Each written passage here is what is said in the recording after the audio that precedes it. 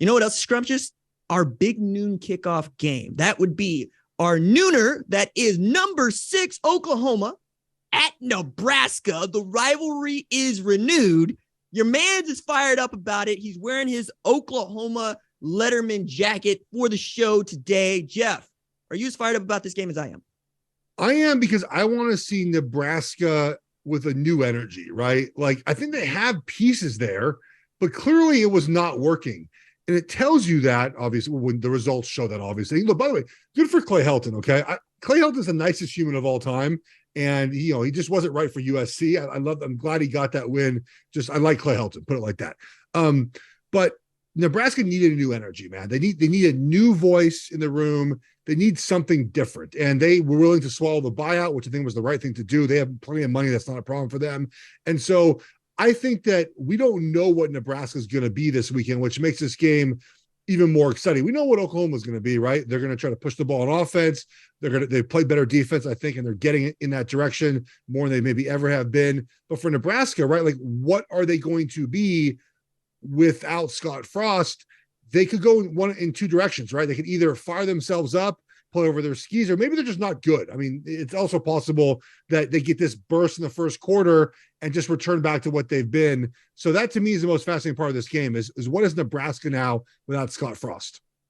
I think it's a great observation. I'm curious as you are to see what Nebraska is. They elevated Mickey Joseph to head coach. He is the first Black coach in Nebraska athletics history, full stop. Wow.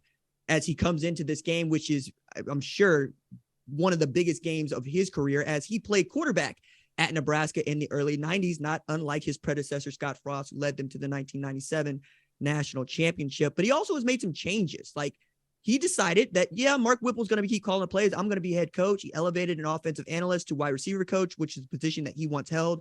And he has asked his defensive coordinator to become the safeties coach, and he's made their secondary coach, their cornerbacks coach. And one of the things that I really enjoy is he said, we're going to start hitting in practice. We're going to start tackling, because that has been one of the real Achilles heels of this team. They just haven't been able to put people down on the ground. Now, that said, as good as Nebraska might be, Oklahoma should not have a hard time with this team, which is why I'm so worried. Okay. Look, against Kent State, Oklahoma didn't score until the last 18 seconds of the first half. Kent State, people. Now, on the one hand, they scored 33 and they won 33-3, which is the fewest amount of points that they've allowed to an FBS opponent in 5 years. But if you go up to Lincoln, Nebraska, and you don't immediately get on top of Nebraska, they're just going to hold the ball. Like, tell me what you think about this, Geoff. Oklahoma holds the ball 22 minutes and change a game. It's the second to last in FBS because they go so fast. They also run 30 fewer plays. If you know that as a Nebraska head coach, why would you even want to do anything other than run the football and run the football with authority? Well, because you have to keep up with Oklahoma if they get into a situation where Oklahoma scores points, right? Like, that is, the plan, I think, when you play a lot of these teams, especially like USC right now, right? Like, I love to run the ball, take the air out of the game. Well, eventually when USC scores 40 points, you got to score 40 points too. And so Nebraska can have this game plan all they want of slowing things down, of running the football, of pacing things out. But if you allow 2 touchdowns on Oklahoma's first 2 drives, you're down 14-0 now. That pace is going to pick up a little bit, right? There's going to be a sense of urgency now because you limited your possessions, and Oklahoma now is off to a very fast start. But RJ, look, to me, Oklahoma's defense, not surprisingly, is much better this season so far. I know it's Kent State, I know it's UTEP, but to me, that is so far been, I think, what people maybe expected, but it's a good sign. If your offense is kind of taking a little bit of time to figure things out, new OC, new quarterback, bunch of transfers, guys in and out both directions, but you can always rely on your defense being good, which is something in Oklahoma you haven't been able to do for many years now. It's a great observation in that he basically has the same sort of pieces that were in place last year, and they seem to be a little bit more fundamentally sound and really able to just snap and run to the football. I'm still worried, though, because I just haven't seen them against a good team. Now, that said, you point out that how great they've been against UTEP and Kent State. I'll throw this at you.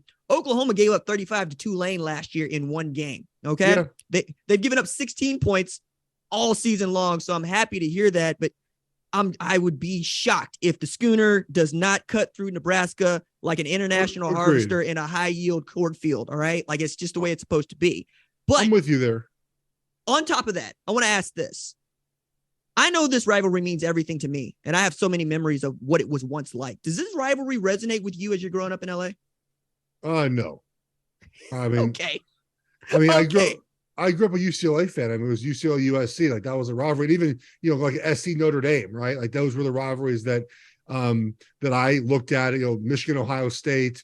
I don't remember much like Big 12 in my family. Like, I mean, I'm sure we watched the games, but I don't remember like any childhood memories of those games. I always liked, obviously, look, again, UCLA USC, Notre Dame.